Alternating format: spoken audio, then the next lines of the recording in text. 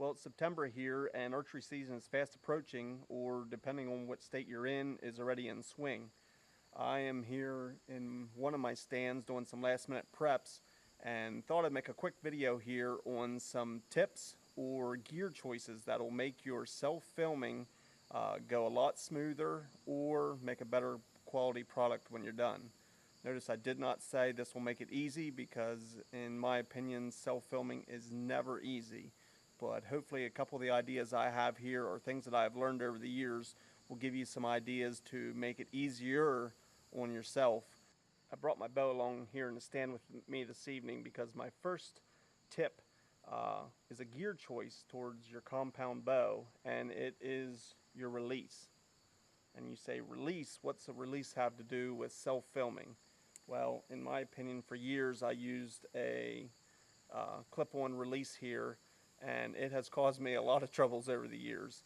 And if you've watched the videos on YouTube and other people's videos, you have surely saw where it has either cost you a deer or almost cost you a deer, simply because you are trying to film, you have many things going, and you have to try to leave your camera alone, find your D-loop, find your string to clip on, and it is an absolute circus. We have enough things going on as self-filmers that, in my opinion, there's a better product, a better release if you want to self-film. Another product that often occurred with my strap-on release here was the dreaded clang. You'd be so careful, you're panning on the deer, you're trying to be quiet, you're making a swing, and inevitably you'd listen on different self-filmed videos, you clang that, you either alert the deer or it's just annoying sound on your video. So for me personally, I made the switch from the strap-on to a finger release. That has made a big difference in readiness and to be able to concentrate on filming and have my release ready on an instant right there on my bow, ready to go. In my opinion, a 3 or 4 finger release, it does not matter. You have to have one that clips onto your string or your D-loop. I just have it hanging there at all times. It's ready. When I'm filming, I can be panning, concentrating on getting the footage framed correctly, and then at the last second or right when I'm ready to pull, I simply reach down, grab it, and it is ready to go. There's no clanging on your camera arm. There's no frantic panic trying to get your release hooked onto your string or your D-loop. And truth be told, everybody's tired of that cutaway of slowly clicking your release onto your D-loop. It never happens like that in real life. You are in an absolute panic trying to find that D-loop to quickly to get the shot. Oftentimes you have a short time frame when the animal's in your shooting lane. So in my opinion, having this release right ready to go has made a huge help in my self-filming. My next tip for making self-filming a little bit easier, at least for myself it did, was my sight. All of my archery life I've hunted with a single sight, adjustable, and I love that setup, don't get me wrong, but for a hunting situation and self-filming, I found that a multiple pin sight has been the way to go. I've switched over a couple years ago simply because that extra movement on moving it to the correct yardages, just something else to worry about, was enough. I had enough other things to worry about without that. So I have a multiple pin. Yes, you still have to know your yardages and pick the correct pin, but there's no extra movement here with your right hand to get the correct yardages. You have your hands full self-filming, many other things on your plate at any given time at that exact moment. The last thing I needed to be doing was fiddling with my yardage, moving my pin. Now I use multiple pins, get my estimated yardage and put that correct pin on it and shoot. So for me, moving from a single pin to a multiple pin sight made sense. My next tip is over my left shoulder here. As you might be able to see, is a second angle camera. Nowadays it's almost a must to have a second and sometimes even third angle. It helps tell the story in a much better and clearer way, and there's nothing beats that secondhand footage, especially if the deer's in frame along with your primary camera. with that, so many times on the videos you see people, they're cutting to their interview, you can see the over-the-shoulder camera, but you never saw that footage. And why is that?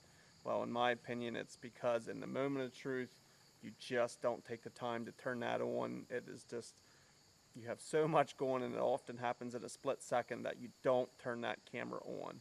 Well, for me, I have that camera running the entire time I'm hunting.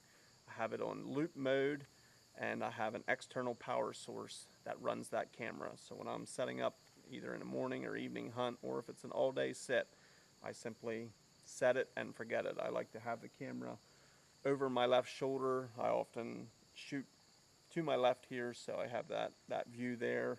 So I'm running my main camera. I never once have to remember that. So here's my external battery pack that I carry with me in the field. Brand's not super important here, and I'm actually not advising one or the other, but just don't go super generic. Get something with about 15,000 mAh. That'll last you for an all-day hunt, all-day sit closer to the rut, or if you're traveling out of state or something. You can simply hook almost any action cam up to that, use it as an external battery. Check out your camera's setting. Almost all cameras have loop mode.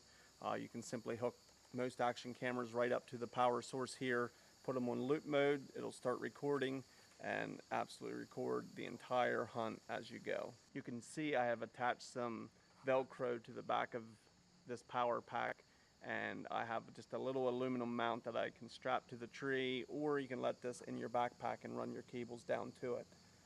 It works very well either way.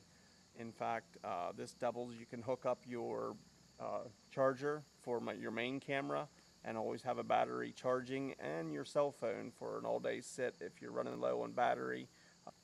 This is more than enough power to keep everything charged up and running smoothly for even an all-day hunt, 10-12 hours at a time. My last tip is no surprise, and it's one that's been shared many times, but in my opinion it is an absolute must for self-filming. And that is a LANC control, or the LANC. Yes, I understand you have to have a camera that's going to accept that, but if you're in the market for a camera, or when you're updating, looking for a new camera, that is an absolute must. You have to be able to find a camera that has that, and it'll make the quality of footage better than anything else you can get running your hand controls up here. You can control your zoom, your focus, on and off, minimizes your movement, keeps the shakes to a minimum, keeps your hand back here off the camera, and it's just easier to control your camera with the touch of your fingers. So last but not least is definitely the remote control. There's many different brands. Most of them are pretty affordable nowadays. Find one that suits your budget and that will work with your camera, and it will improve your footage hands down, without a doubt. So this concludes my tips and gear choices, things that have helped me be a little bit more successful self-filming. It's still an absolute chore and challenging, but that's what I like about it, and I love being able to capture my footage to share with family and friends. Hopefully you have found some of these tips useful. Maybe some you can implement, maybe some you won't, but I want to wish everybody a happy hunting season. Stay safe, and thanks for watching.